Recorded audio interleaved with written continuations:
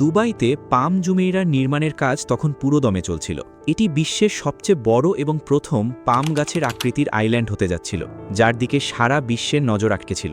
5 square kilometre এলাকা জুড়ে ছড়িয়ে থাকা এই ইঞ্জিনিয়ারিং প্রজেক্টটিকে ইতিহাসে সবসময় মনে রাখা হবে। ইঞ্জিনিয়ারদের মনে হচ্ছিল যে এই প্রজেক্টের সবচেয়ে কঠিন কাজ হয়তো সমুদ্রের ঢেউয়ের সাথে লড়াই করে সেখানে আইল্যান্ড তৈরি করা। কিন্তু তাদের আসল পরীক্ষা তখন শুরু হলো যখন আইল্যান্ডটি পুরোপুরি তৈরি হয়ে গিয়েছিল।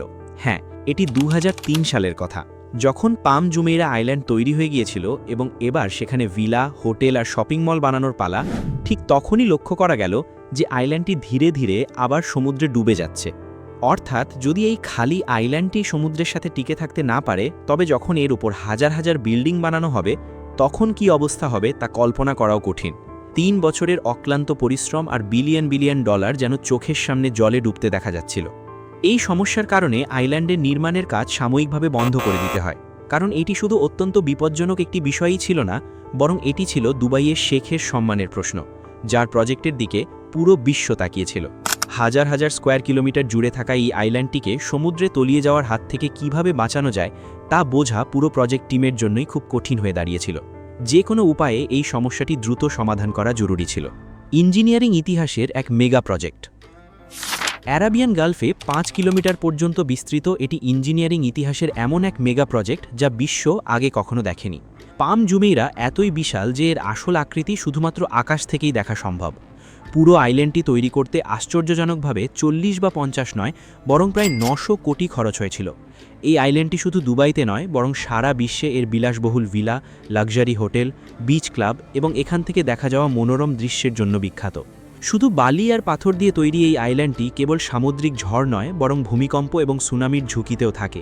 তবুও 18 বছর ধরে এই আইল্যান্ড সিটি অ্যারাবিয়ান গালফে মাথা উঁচু করে দাঁড়িয়ে আছে, যা এটি নির্মাণকারী ইঞ্জিনিয়ার ও কর্মীদের ঘাম ঝরানো পরিশ্রমের এক জীবন্ত প্রমাণ।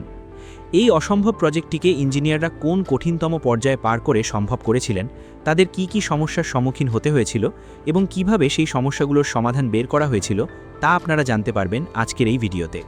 চ্যালেঞ্জ 1। দুবাইয়ের তেলের মজুদ ফুরিয়ে আসছিল, তাই দুবাইয়ের টিকে থাকার একটাই পথ বাকি ছিল, তা হলো ট্যুরিজম বা পর্যটন।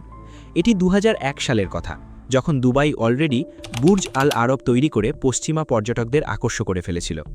দুবাইয়ের বিচগুলো বেশ জনপ্রিয় হতে শুরু করেছিল এবং পরিস্থিতি এমন পর্যায়ে পৌঁছেছিল যে দুবাইয়ের বিচের জায়গা কম পড়তে শুরু করে। দুবাইয়ের কোস্টলাইন, যা 72 কিলোমিটার জুড়ে বিস্তৃত ছিল, তা বাড়ানোর সময় এসে গিয়েছিল। তৎকালীন ক্রাউন প্রিন্স শেখ মোহাম্মদ বিন রশিদ আল মাকতুম দুবাইয়ের সমুদ্রে এমন একটি আইল্যান্ড তৈরি করতে চাইতেন যা দুবাইকে বিচের জন্য অতিরিক্ত কোস্টলাইন দিতে পারে। এই আইল্যান্ডের ডিজাইন তৈরি করার জন্য তিনি তার বিশেষ কর্মকর্তা সুলতান আহমেদ বিন সুলাইমকে দায়িত্ব দেন। তিনি শেখের কাছে একটি গোলাকার আইল্যান্ডের ডিজাইন পেশ করেন। এই গোলাকার আইল্যান্ড থেকে দুবাই 7 কিলোমিটার অতিরিক্ত কোস্টলাইন পাচ্ছিল, কিন্তু তা যথেষ্ট ছিল না। শেখ এই ডিজাইন বাতিল করে দেন, কারণ তার 7 নয় বরং 70 কিলোমিটার অতিরিক্ত কোস্টলাইন প্রয়োজন ছিল। এবার শেখ নিজেই ডিজাইন তৈরি করার সিদ্ধান্ত নেন। শুরুতে কোনো ডিজাইনই মাথায় আসছিল না, কিন্তু তারপর শেখ এমন একটি ডিজাইন নিয়ে মাঠে নামেন যা অন্য কিছু নয়, বরং একটি পাম গাছের আকৃতিরই ছিল। আশ্চর্যজনকভাবে এই ডিজাইনের ফলে দুবাইয়ের কোস্টলাইনে 56 কিলোমিটার বৃদ্ধি পাচ্ছিল, অর্থাৎ দুবাইয়ের তৎকালীন কোস্টলাইনের 80%। কাগজে ডিজাইন তো তৈরি হয়ে গিয়েছিল, কিন্তু সমস্যা হলো এর আগে কেউ কখনো এই আকৃতির এত বড় আইল্যান্ড বানায়নি। চ্যালেঞ্জ 2। চ্যালেঞ্জ শুধু পাম গাছের আকৃতির আইল্যান্ড বানানোই ছিল না, বরং সেখানে আস্ত একটি শহরও গড়ে তুলতে হতো, যেখানে luxury villa, shopping mall, hotel এবং রেস্তোরাঁ বানানো হবে। ইঞ্জিনিয়ারিং এক্সপার্টদের পরামর্শ নেওয়া হলে তাদের মতে এই আইল্যান্ড বানানোর সবচেয়ে সহজ উপায় ছিল কংক্রিট এবং স্টিল ব্যবহার করা, কিন্তু দুবাইয়ের ক্রাউন প্রিন্স অন্য কিছুই চাইতেন। শেখের মাথায় যে আইডিয়া ছিল তা ইঞ্জিনিয়ারিং টিমের চ্যালেঞ্জকে আরও কঠিন করে তুলেছিল। তিনি চাইতেন আইল্যান্ডটি পুরোপুরি প্রাকৃতিক উপাদান দিয়ে তৈরি হোক, অর্থাৎ আইল্যান্ডটি শুধুমাত্র বালি আর পাথর দিয়ে তৈরি করতে হবে। এক অনুমান অনুযায়ী এই পুরো প্রজেক্টে ব্যবহৃত বালি আর পাথর এতই বেশি ছিল যা দিয়ে 2.5 মিটার উঁচু এমন একটি দেওয়াল তৈরি করা যেত যা পুরো পৃথিবীকে একবার প্রদক্ষিণ করতে পারত। এত বিপুল পরিমাণ পাথর আর বালি কোথা থেকে আসবে সেটা তো একটা আলাদা সমস্যা ছিলই, কিন্তু দুবাইয়ের সমুদ্রে এমন একটি আইল্যান্ড সিটি তৈরি হতে যাচ্ছিল যাকে দিনরাত সমুদ্রের ঢেউয়ের সাথে লড়াই করতে হবে।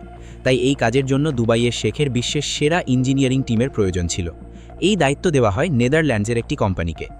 সবার আগে ইঞ্জিনিয়ারিং টিমকে এটা নিশ্চিত করতে হতো যে পাম গাছের আকৃতির এই আইল্যান্ডটিকে সামুদ্রিক ঝড় এবং বিপজ্জনক ঢেউয়ের হাত থেকে কিভাবে বাঁচানো যাবে।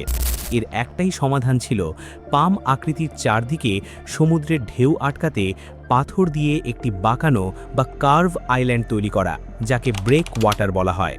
এবার সময় ছিল সেই সমস্ত হিসাব নিকাশ করার, যা থেকে বোঝা যাবে অ্যারাবিয়ান গালফের এই অংশে কি ব্রেক ওয়াটার আইল্যান্ড বানানো সম্ভব কিনা।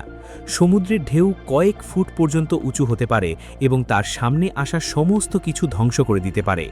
হিসাব করে জানা গেল যে অ্যারাবিয়ান গালফ এই প্রজেক্টের জন্য একদম পারফেক্ট, কারণ গালফের প্রবেশমুখে এই সমস্ত ঢেউ তাদের শক্তি হারিয়ে ফেলে। কিন্তু ঝড়ের বিপদ তখনও ছিল, যা এই আইল্যান্ড সিটিকে ক্ষতিগ্রস্ত করতে পারে। ইঞ্জিনিয়ারদের চূড়ান্ত হিসাব নিকাশ তখনও চলছিল, ঠিক তখনই তাদের মাথায় এমন এক আকাশ ভেঙে পড়ল যার মোকাবিলা করা অত্যন্ত কঠিন ছিল। চ্যালেঞ্জ 3। সেই বিপদটি ছিল এই যে দুবাইয়ের শেখ ইঞ্জিনিয়ারিং টিমকে রিসার্চের পেছনে বেশি সময় নষ্ট না করে যত দ্রুত সম্ভব নির্মাণের কাজ শুরু করার নির্দেশ দেন। সাধারণত এই ধরনের মেগা প্রজেক্ট তৈরি করতে 15 বছর সময় লাগে, কিন্তু শেখ এই পুরো আইল্যান্ড এবং এর ওপর তৈরি হতে যাওয়া সিটির জন্য মাত্র 5 বছর সময় বেঁধে দিয়েছিলেন। এই টার্গেট পাওয়া মাত্রই ইঞ্জিনিয়ারিং টিমের পায়ের তলা থেকে মাটি সরে যাওয়ার জোগাড়। একদিকে তাদের রিসার্চ সম্পূর্ণ হয়নি, অন্যদিকে তাদের এই পুরো প্রজেক্ট মাত্র 5 বছরে শেষ করতে হবে, যার মধ্যে 2.5 বছর আইল্যান্ড বানানোর জন্য এবং বাকি 2.5 বছর আইল্যান্ডে বিল্ডিং বানানোর জন্য। তাই সময় নষ্ট না করে 2001 সালে আইল্যান্ডের আউটার ওয়াল অর্থাৎ ব্রেক ওয়াটারের নির্মাণের কাজ শুরু করে দেওয়া হয়। তারা জানত যে ফাইনাল ক্যালকুলেশন করা তখনও বাকি, আর একটি ছোট্ট ভুলও বড় সড় বিপর্যয় ডেকে আনতে পারে। ইঞ্জিনিয়ারিং টিম কিছু বুঝে ওঠার আগেই এক ভয়ানক ঘটনা ঘটে গেল। 2001 সালের সেপ্টেম্বরে 9/11-এর মর্মান্তিক ঘটনা ঘটে, আর এই ঘটনার কারণে পুরো বিশ্ব যেন স্তব্ধ হয়ে যায়। মানুষ ভয়ে ভ্রমণ করাই ছেড়ে দিয়েছিল, আর এতে সবচেয়ে বেশি ক্ষতি হচ্ছিল দুবাইয়ের। মাসের পর মাস রিসার্চ এবং এর পেছনে খরচ হওয়া লক্ষ লক্ষ ডলারের কোনো ভবিষ্যৎ দেখা যাচ্ছিল না। এই প্রজেক্টে কাজ করা 1200 বিদেশি ইঞ্জিনিয়ারের দুবাইয়ে থাকাটা ঝুঁকিপূর্ণ মনে হতে থাকে এবং তারা নিজ দেশে ফিরে যাওয়ার পরিকল্পনা করে। কিন্তু দুবাইয়ের শেখ তাদের নিরাপত্তার আশ্বাস দেন এবং প্রজেক্টটি পুনরায় চালিয়ে যাওয়ার নির্দেশ দেন।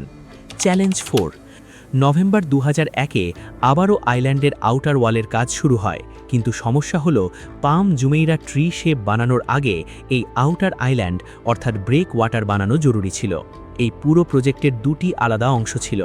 একটি হলো এই পাম ট্রি শেপ, যা পুরোপুরি বালি দিয়ে বানাতে হবে, আর বালি দিয়ে তৈরি এই পাম ট্রি আইল্যান্ডকে যেন সমুদ্রের ঢেউ ক্ষতি না করতে পারে, তাই একে চারপাশ থেকে একটি আউটার আইল্যান্ড সুরক্ষিত করবে।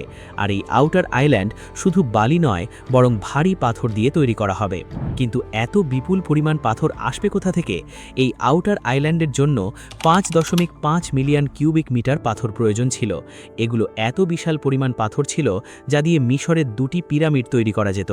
দুবাই, যেখানে শুধু মরুভূমি আর জল রয়েছে, সেখান থেকে এত পাথর জোগাড় করা কোনোভাবেই সম্ভব ছিল না।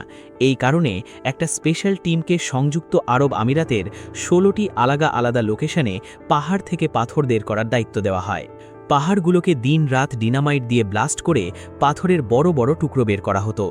এক একটি পাথর 6 টনেরও বেশি ওজনের হতো। এমন লাখ লাখ পাথর বের করে দুবাইয়ের উপকূল পর্যন্ত ট্রান্সপোর্ট করা হতো, আর এখান থেকে আইল্যান্ড সাইট পর্যন্ত এই পাথরগুলোর যাত্রা হতো বড় বড় জাহাজে করে। অস্বাভাবিকভাবে শুধু একদিনেই 40,000 টন পাথর আইল্যান্ড সাইটে পৌঁছানো হতো, যা 217টি বোয়িং 747 বিমানের মোট ওজনের সমান। দিন কাটতে থাকে এবং আউটার আইল্যান্ড ধীরে ধীরে তার রূপ নিতে শুরু করে। কিন্তু এটি কি সত্যিই এতটা মজবুত ছিল? যে পাথরগুলো সমুদ্রে ফেলে এই আউটার আইল্যান্ড তৈরি করা হচ্ছিল, সেগুলোর মধ্যে যদি একটি পাথরও সঠিক পজিশনে না রাখা হয়, তাহলে আইল্যান্ডটি যে কোনো মুহূর্তে ধ্বংসের মুখে পড়তে পারে। এটি চেক করার জন্য ডুবুরিরা 30 মিটার পানির নিচে যেতেন এবং প্রতিটি পাথরের পজিশন চেক করে বাইরে বসে থাকা টিমকে সিগন্যাল দিতেন। দুবাইয়ের এই মেগা প্রজেক্টের আসল চ্যালেঞ্জ এখানেই শেষ নয়। দুবাইয়ের মরুভূমির বালি কেন এই কাজে ব্যবহার করা যায়নি? 13 লক্ষ বিশেষ বালি কোথা থেকে আনা হয়েছিল? আর সবচেয়ে রোমাঞ্চকর ব্যাপার, ডুবতে থাকা একটি আস্ত দ্বীপকে কিভাবে ইঞ্জিনিয়াররা সমুদ্রের কবল থেকে রক্ষা করেছিলেন? এই সমস্ত প্রশ্নের উত্তর জানতে চোখ রাখুন আমাদের আগামী পর্বে, পার্ট 2। আমাদের আজকের আয়োজন ভালো লাগলে ভিডিওটি লাইক এবং শেয়ার করার অনুরোধ রইল।